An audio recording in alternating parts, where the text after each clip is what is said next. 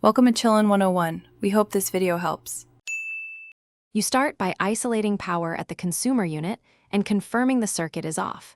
This protects you from 230V danger. Once the breaker is off, use a non-contact voltage tester on the live feed to verify 0 voltage and keep the tester next to you. Next, unfasten the wall plate screws and hold the fitting as you separate it from the back box. This prevents the unit from falling and stressing the cables. Make sure to photograph wiring positions before disconnecting any wires for reference. You now inspect and label each conductor so you know how to reconnect the new fixture.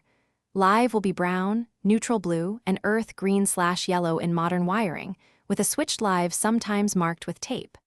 Once identified, loosen the terminal screws and gently withdraw each conductor, keeping them separate and supported. While the old plate is away, assess the back box for sufficient depth and secure fixing. If it's loose or shallow, fit a new metal back box or pack it out to ensure the new fixture sits flush and safe. You mount the new bracket into the back box and feed the cables through, aligning the fixture so screw holes match.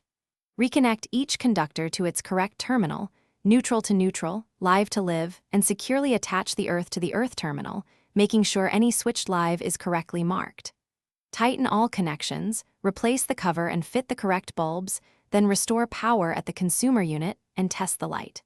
If the fitting doesn't work or trips the breaker, isolate the circuit and recheck connections, and for stray conductors as a first trouble. Thanks for watching. Consider subscribing if we helped you.